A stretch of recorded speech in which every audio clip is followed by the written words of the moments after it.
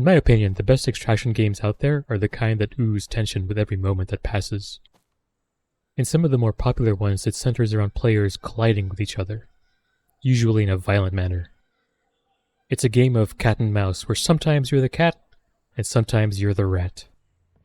Macabre, on the other hand, is a PvE co-op horror extraction, and it gets tense the second you hop into a raid.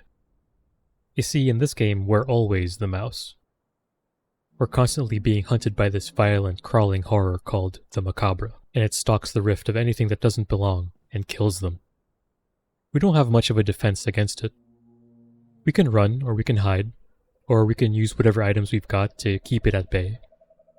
For example, the most basic defense we've got is this plain bottle. We can toss it to distract it and pray that it's enough to give us some distance, but it's never assured. For the most part, we can't actually beat the Macabre. There's no guns or swords or anything like that. The closest things we've got to doing damage is a kind of a firebomb, or using bear traps. But these are all temporary measures at best.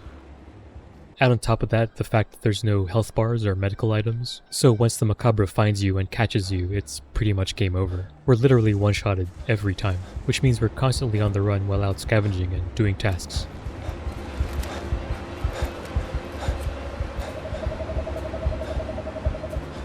And like the title says, as a solo, that makes this absolutely terrifying to play. I find myself constantly crouched so I can be as silent as possible, and honestly I freak out at every sound around me. The game does this thing when one of the Macabres get close to you. Your character starts breathing hard and this tense music starts swelling. You don't even have to see it for this to start happening, and if you don't know exactly where it is, it's hard not to panic and do the wrong thing. There was this one raid where I got spooked by 2 Macabres in a row, and I ended up just booking for the extract. I didn't even have anything in my pockets. I was just too freaked out to keep going. That said though, the game is supposed to be played multiplayer. There's no PvP and it's meant to be played co-op, but it doesn't mean you gotta play nice with each other. For example, you can shove people. I don't think this will do anything against the Macabre, but what it does do is allow you to shove your friends to the ground. It basically turns them into a distraction so you can run your ass away. You piece of shit! These sort of laugh-out-loud moments of betrayal are honestly a big drawing point of the game as well. And that means the game's overall vibe can change from heart-stopping scary to jackass prankster hilarious in a heartbeat. It all depends if you play solo, duo, or with a full team.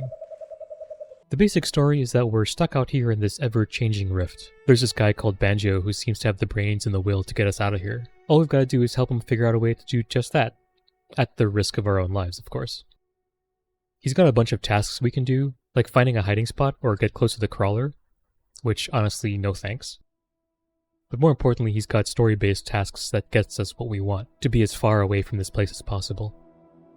You know, tasks like find the altar or close the rift, which presumably leads us closer to the ending. The story is basically told through what the game refers to as the Riftmap. There are specific goals here on the Riftmap that we have to reach in order to unlock the rest. Grab this information, or turn on this item, or even grab this blood sample from a Macabre. Which, also, no thanks.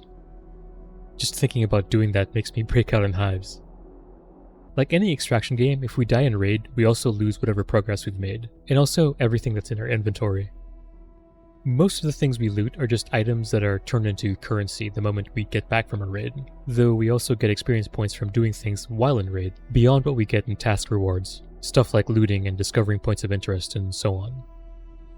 And although we don't have hit points or stat points or anything like that, what levels do get us is access to more tools. Or rather, access to buy more tools. Basically, the higher up we go, the more things we can buy in Banjo's shop. For example, once we hit level 8, we can buy the various kinds of artifact seekers. Or at level 10, we can get the liquid barbecue, which is the firebomb I mentioned earlier.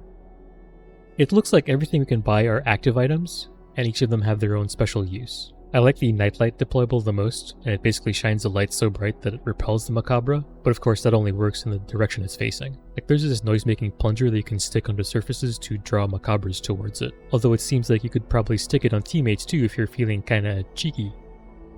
Honestly, I'd like to see more options in general. For example, I think it would be cool if there were some passive defensive items too. Maybe something like sneakers to make you quieter, or a cloak to make you stealthier in certain situations, like if you were in shadows or in fog. I think having tools like that at our disposal would especially help solos and duos with their raids, because we have to rely a lot more on staying hidden and quiet and evasive.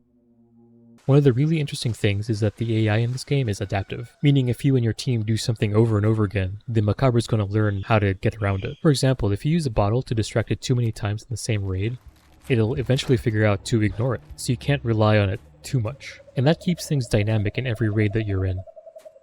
This game is honestly a blast, and I'm enjoying my time, even though I'm not really into horror games. They're just too stressful for me, personally. It's being developed by WeForge Studio. It's an indie game company based in Australia that was founded by 2 friends, and this entire project started out as a Kickstarter.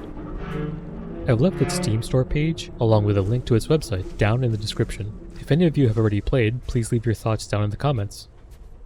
Anyway, I hope you found this useful, and I'll see you in the next one. Peace.